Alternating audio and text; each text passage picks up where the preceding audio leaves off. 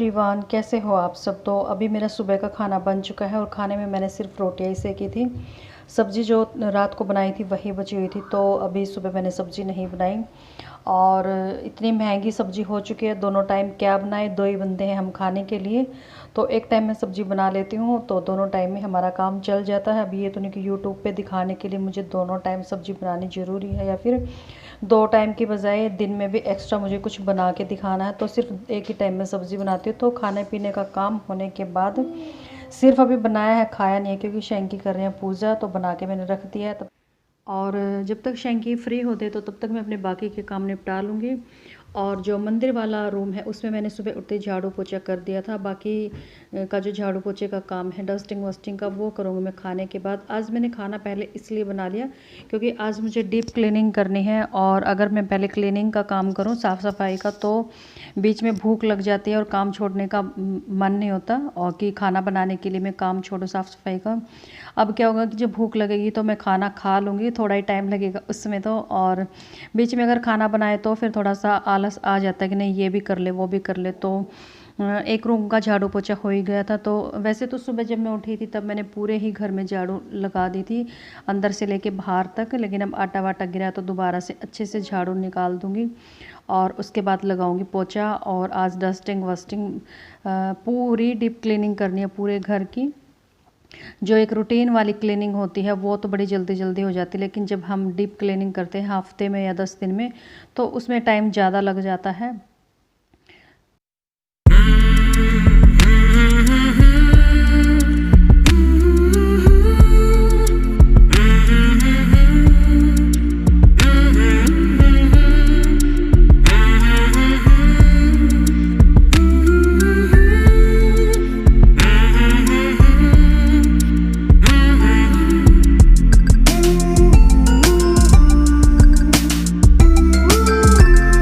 और अभी उठा है डुग्गू, और मैंने झाड़ू का काम बीच में ही छोड़ दिया था, तो पहले इसको संभालना ज़रूरी है। और डुग्गू को पता चल गया कि मम्मा ने सुबह सुबह कैमरे को ऑन कर रखा है, तो इसने अपने आप को छिपा लिया कंबल में। और अब सर्दियाँ शुरू हो गई हैं, रात को अगर फ़ैन या कूलर ना चलाओ तो गर्मी लगती है, और अगर चला लेते तो फिर ठंड लगती। तो मैं एक कंबल ले लेती हूँ अब।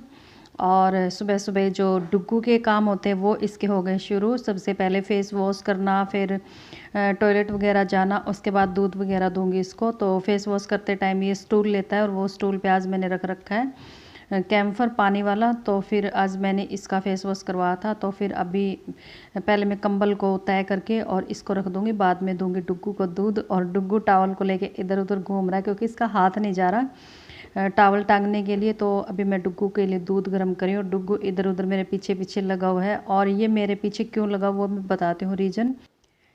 मैंने जो ये चोटी बना रखी है उसको खींचने के चक्कर में ये मेरे पीछे पीछे घूम रहा है। कभी इसको खींच रहा है, और कभी जो इसके गोल्डन से कलर के धागे हैं उनको खींच रहा है। तो इस चक्कर में मेरे आगे पीछे घूम रहा है, क्योंकि इसने हमेशा मेरे को जूड़े में ही देखा, चोटी में बहुत ही कम बनाती हूँ। और कल जब मैंने चोटी बनाई थी परांदा डाल के, तो रात को मैं इसको खोल के नहीं सोई थी।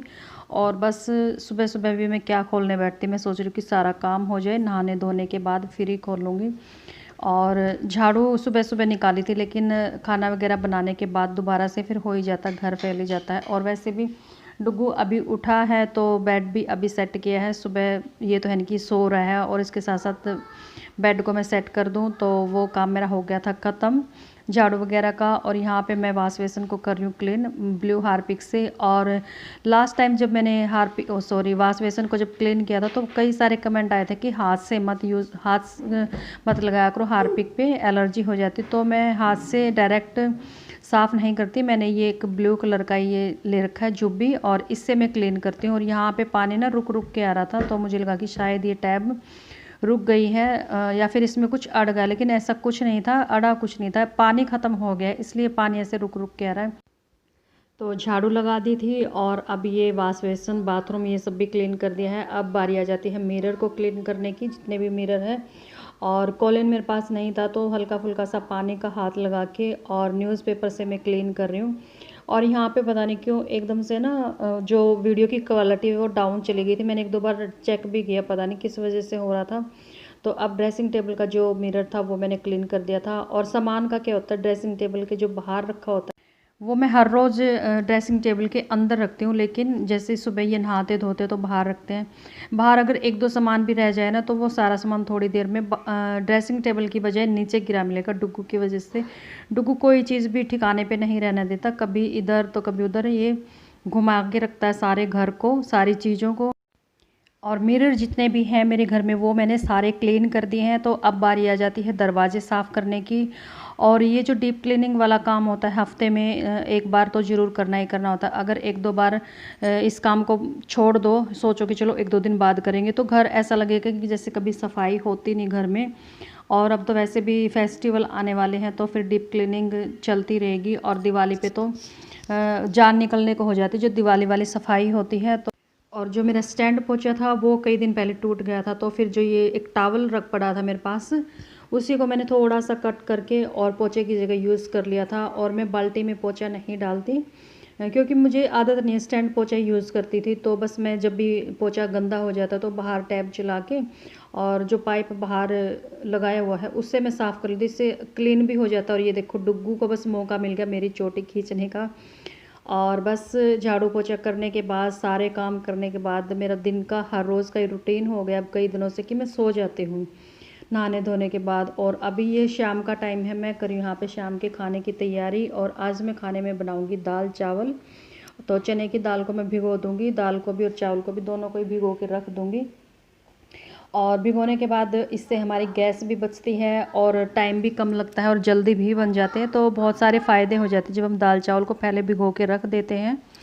तो बस दोनों ही मैंने निकाल लिए थे और दोनों को धो के अच्छे से और भिगो के रख दूँगी। और जो ये दाल और चावल के डिब्बे थे वो भी जहाँ जहाँ पे इनको रखना था वहाँ पे रख दिया था। तो चावल को पहले मैं 3 से 4 बार अच्छे से वॉश करूँगी और दाल को भी इसी तरीके से वॉश करके। तो दोनों को मैंने कुछ टाइम के लिए भिगो के रख दिया है। दाल को बॉईल कर दिया है मैंने और अभी कर लेते हैं तड़का लगाने की तैयारी। और पहले टमाटर का पेस्ट बना लेती हूँ, टमाटर और हरी मिर्च का। तो पहले टमाटर के छोटे छोटे से पीस कर लूँगी। और ये हरी मिर्चें छोटी छोटी सी पिद्दू पिद्दू सी, ये भी काट लेंगे, एक दो पीस कर लेंगे फिर।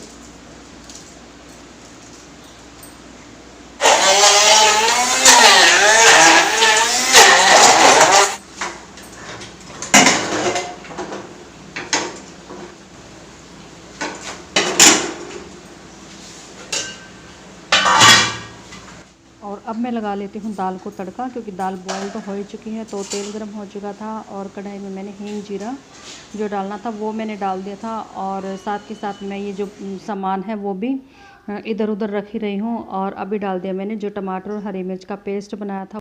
और जब तक टमाटर अच्छे से पकते हैं तो तब तक मैं एक दो बर्तन साफ़ कर दूँगी। साथ के साथ ये काम चलते ही रहते हैं, अभी वहाँ खड़े होने का कुछ फ़ायदा तो है नहीं। तो टमाटर एक साइड में पक रहे हैं तो दूसरी साइड में मैंने तवे पे थोड़ी सी कसूरी मेथी डाल दी है। कसूरी मेथी को गर्म करने के बाद क्या होता है कि वो अच्छे से क्रश हो जाती। और टमाटर पक चुके थे और मैंने सारे मसाले भी ऐड कर दिए। हल्दी और नमक मैंने बॉईल करते टाइम ही डाल दिया था। अभी डाला मैंने थोड़ा सा गरम मसाला और थोड़ा सा धनिया पाउडर। और अभी डाल दी मैंने कसूरी मेथी और बस थोड़ी सी देर और पकाऊंगी। उसके बाद थोड़ा सा पानी डाल के, दाल वाला ही पानी मिक्स कर दूंगी, तो वो पानी में डाल दूंगी। और जो ये मैंने दाल बॉईल करके रखी हुई थी वो भी मैं इसमें मिक्स कर दूंगी। और 3-4 मिनट के लिए इसमें जब तक एक बॉईल नहीं आ जाता अच्छे से, तो तब तक मैं इसको पकाऊंगी। तो बस दाल भी हमारी ऑलमोस्ट रेडी हो ही चुकी है, बस एक उबाल आने की बारी है। तो बस ढक के रख दूंगी मैं थोड़ी देर के लिए, जब तक कि उबाल नहीं आ जाता। और खाना बन चुका है। और खाने में बनाया क्या था, दाल और चावल। दाल मैंने आप लोगों के साथ शेयर की थी, लेकिन चावल शेयर नहीं की। वही जीरा राइस से बनाया था, कोई स्पेशल बनाया नहीं था। एक तो एक वेज पुलाव या फिर किसी भी तरह का पुलाव बना रहे तो मैं शेयर भी करती। वैसे तो दाल भी कुछ शेयर करने वाली बात नहीं थी, फिर भी दाल को मैंने शेयर किया आप लोगों के साथ। और चावल मेरे बहुत ही टेस्टी बने हैं, क्योंकि मैंने ढक्कन को खोल के देख लिया, बहुत ही खिले खिले से और बिल्कुल वाइट कलर के। और अभी मैं वीडियो का एंड कर दूंगी, क्योंकि आज है 3 अक्टूबर और 3 अक्टूबर को शुरू होगा बिग बॉस। मैं बिग बॉस का वेट बहुत ही बेसब्री से करती हूँ। सितंबर शुरू होते ही बिग बॉस की जो एंट्री होती है ना टीवी पे, वो मेरे लिए सर्दियों की एंट्री होती है, क्योंकि जैसे ही बिग बॉस शुरू होता है तो सर्दियां भी शुरू हो जाती है। इसलिए मुझे बिग बॉस का बहुत वेट रहता है कि जैसे ही बिग बॉस शुरू होगा सर्दियां भी शुरू हो जाएगी। अभी टाइम हो चुका 8:15 का, तो सबसे पहले मैं नहाऊंगी और फिर खाऊंगी खाना, और उसके बाद बर्तन खैर मैंने सारे साफ कर दी है। ये देखो मोस्ट ऑफ मैंने सारा काम निपटा दिया, बस अब तो नहाना है, खाना खाना है, और जो भी बर्तन होंगे साथ के साथ में साफ कर दूंगी। और पानी आ रहा है पीछे से बर्तनों का।